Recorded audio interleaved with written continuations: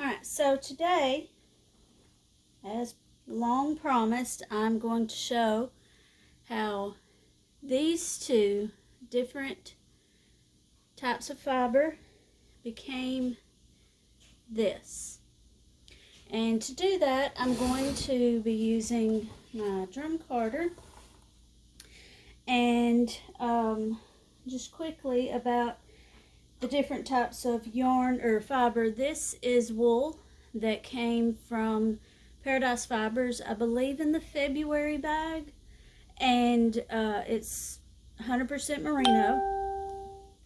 This is from Hobby Lobby, and it is 65% acrylic, some other percentage nylon, I think, and then 10% wool. So they will pair nicely and make a good strong fiber, I believe.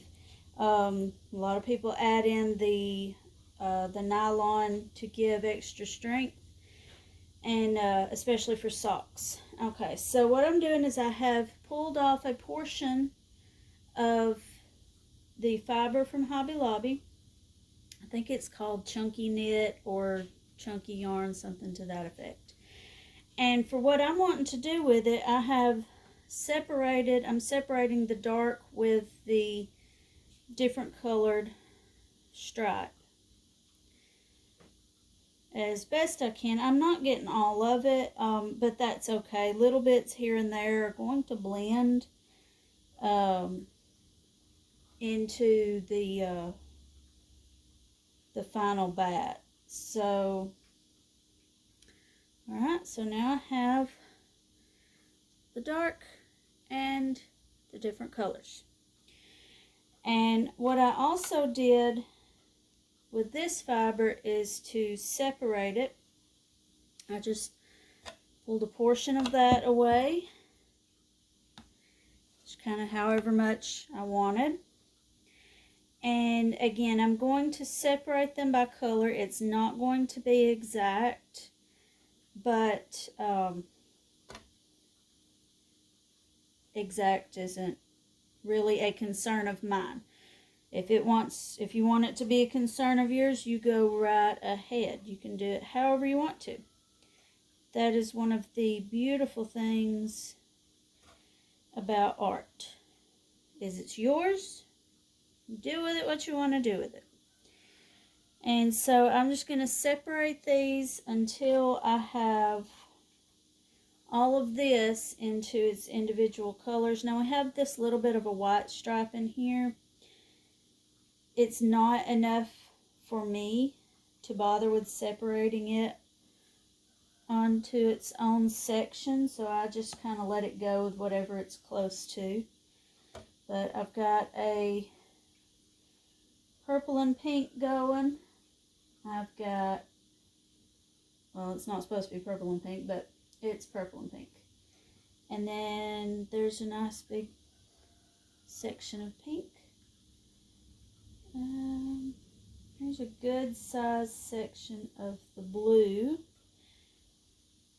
I remember on my video where I unbagged this, if my air conditioner is too loud, I apologize, but it's already hot here in the south, y'all, so we just got to do what we got to do.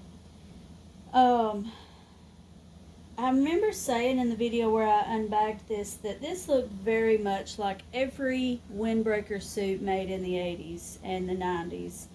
And you were a cool kid indeed if you had one of those.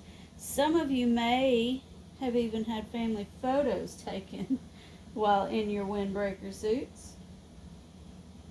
If that was you, share your story below, because that's something that seemed like it was just for that generation. Not any other generation got to deal with the, I don't know if you'd call it a privilege or an embarrassment of having that done. Maybe a little bit of both. So share your stories with that below, and we can all have a good giggle. Okay. Here I've got a lot of purple, and it's kind of mixed in with a lot of other things that I am not really going to nitpick that much about. Alright, so what I am going to do next is separate out my sections so they don't get wadded up while trying to feed them in.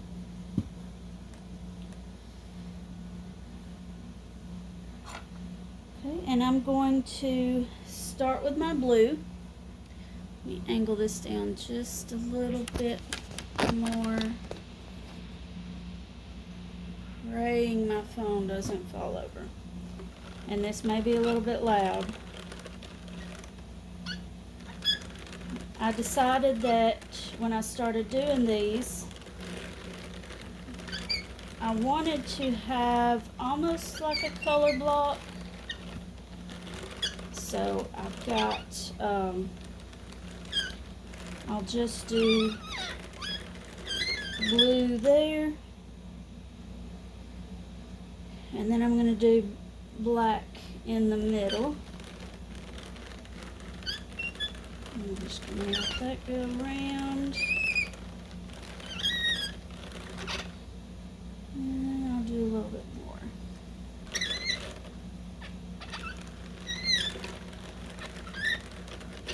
Now you don't want to have a death grip, but you want to, if you've noticed I've kind of opened and closed my hand, it's to hold it enough that the combs have to pull back on it, or the tines rather, and then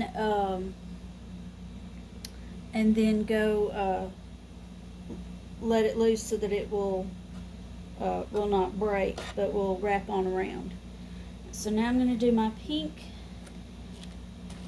here in the middle, pink, purple, white mixture of everything, it seems.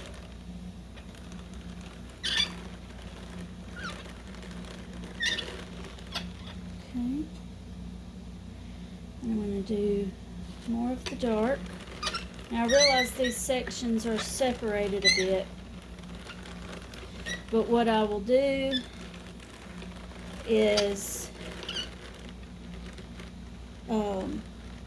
kind of pile these up, and it will end up attaching them all together.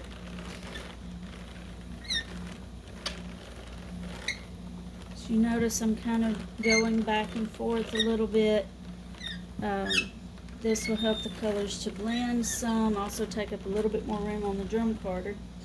So now that I know, and this is just in my own head how I'm doing it, now that I know I've got space for each thing, turn that. Then I'm going to go back in and kind of fill in some of the gaps.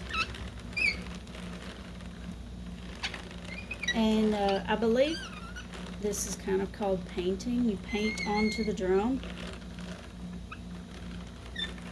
And I'm putting thick layers on, and I know that I'm putting thick layers on, and I'm okay with that. So if somebody wants to tell me I'm doing it wrong, I don't really care. I'm going to do it how I'm going to do it. So I'm going to take, I know that was loud, I used my carder to smooth it down a bit. Now I'm going to take the color mixture bits that I had left, what I separated from the dark wool or the dark fiber, and I'm going to just kind of randomly mix those in throughout.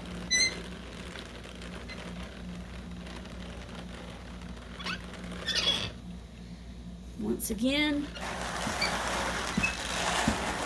go over with that. So now what I'm going to do is I'm going to take these two barbecue skewers, and where this line is on my drum carder, where the seam is, I'm going to begin to pull that up. I keep saying I'm going to get one of those fancy porcupine quills that some people use. I just hadn't done it. Knowing my kids, anything that comes into this house that's pointy would be turned into a weapon, so I may just stick with the skewers and let that be that. Because these work just fine. Like those. Separate.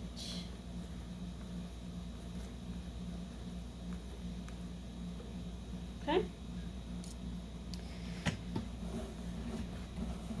Alright, now where these have kind of laid over, I'm going to gather them, kind of try to straighten them a little bit. And I put one skewer, let me adjust this so you can see. Put one skewer underneath and one on top to where it pinches. And I'm going to begin to roll till I get down to the carder. And you may have to kind of pull some fiber bits here and there back out of the tines.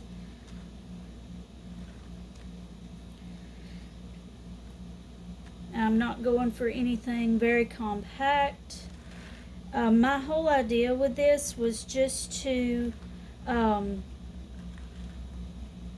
try something new, see what happened.